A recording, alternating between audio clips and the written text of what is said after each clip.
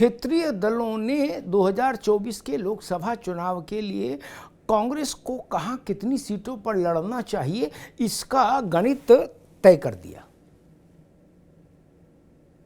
ममता बनर्जी कहती हैं कि हमने पूरी एक एक सीट का आकलन कर लिया और उसके बाद क्षेत्रीय दलों ने तय पाया, गैर भाजपा या यूं कहिए गैर एनडीए जो क्षेत्रीय दल हैं उन्होंने ये पाया कि कांग्रेस को 200 सीटों से ज़्यादा स्थानों पर चुनाव लोकसभा में नहीं लड़ना चाहिए। बाकी सारी सीटों पर कांग्रेस को क्षेत्रीय दलों के पीछे खड़ा हो जाना चाहिए, यानी उनके हाथ को मजबूत करना चाहिए। अब 200 सीट पर लड़े कांग्रेस, ये बात जब बंगाल से आई तो इसको समर्थन मिला उत्तर प्रदेश में अखिलेश यादव से। अखिलेश यादव ने कहा हाँ बिल्कुल ठीक बात है जो ममता जी कह रही हैं, और क्षेत्रीय दलों जो क्षेत्रीय दल जिस राज्य में मजबूत है उसके पीछे सब लोग खड़े हो और उसको आगे करके मामला चुनाव लड़ा जाना चाहिए। अखिलेश यादव ने इस बात की भी गवाही दी कि इसी बात को नीतीश कुमार भी कह रहे हैं, क्योंकि नीतीश जी आजकल देशव्यापी भ्रमण पर निकले हैं गठबंधन बनाओ अभियान में।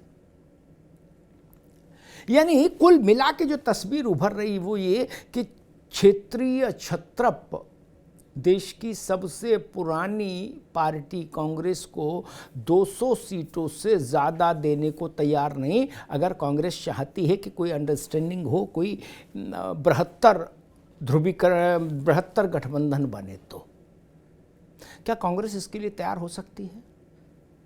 ये लाख टक्के का सवाल है। हालांकि ममता के इस प्रस्ताव पर अधीर रंजन चौधरी ने बहुत तीखा प्रतिवाद किया और उन्होंने कहा कि ममता बनर्जी को ये ज्ञान तब आया जब कांग्रेस कर्नाटक में जीत गई चुनाव। इससे अधीर रंजन की टिप्पणी से पता लगता है कि कांग्रेस इस मूड में नहीं कि वो अपने को 200 सीटों तक कन्फाइंड करे।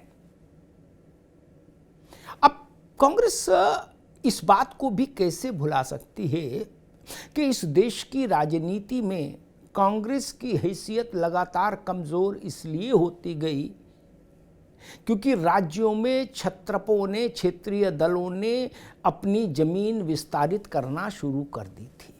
इंदिरा गांधी के समय से ये सिलसिला शुरू हो गया था। प्रकाश सिंह बादल आए तो कांग्रेस को नुकसान हुआ, बाला साहब ठाकरे आए तो कांग्रेस को नुकसान हुआ, डीएमके आई तो कांग्रेस को नुकसान हुआ, एआईडीएमके आई तो कांग्रेस को नुकसान हुआ, बीजू जनता दल आया तो कांग्रेस को नुकसान हुआ। उत्तर प्रदेश में मुलायम सिंह यादव और मायावती का इमरजेंस हुआ तो कांग्रेस खत्म हो गई। बिहार में लालू प्रसाद यादव, नीतीश कुमार का इमरजेंस हुआ तो कांग्रेस खत्म हो गई। पश्चिम बंगाल में ममता जी का इमरजेंस हुआ तो कांग्रेस खत्म हो गई। तो कांग्रेस से बेहतर ये कौन जानता है कि उसके इस दुर्दिनों के लिए सबसे बड़ी जिम्मेदारी तो क्षेत्रीय दलों की है जिन्होंने कांग्रेस को इन दुर्दिनों में पहुंचाया। एक, भारतीय जनता पार्टी से कांग्रेस को उतनी समस्या नहीं आई, यानी अगर हम चुनावी लाभ हानि के सिलसिले में देखें तो जिन राज्यों में अभी भाजपा वर्सेस कांग्रेस लड़ाई है वहां कांग्रेस ठीक ठाक स्थिति में है। राजस्थान, गुजरात, मध्य प्रदेश, छत्तीसगढ़। लेकिन जहां क्षेत्रीय दल भी हैं लड़ाई में वहां कांग्रेस का बिस्तरा गोल हो गया और अब क्षेत्रीय दल कांग्रेस को सलाह दे रहे हैं 24 के लिए कि आप 200 पर सिमट जाइए, बाकी में क्षेत्रीय दलों के पीछे खड़े हो जाइए। बहुत खतरनाक रास्ता है ये। लेकिन अब कांग्रेस के पास क्या इसके अलावा कोई और विकल्प है?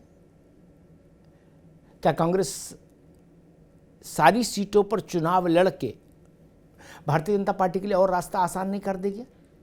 बहुत सारे सवाल हैं, इनका जवाब खोजना होगा।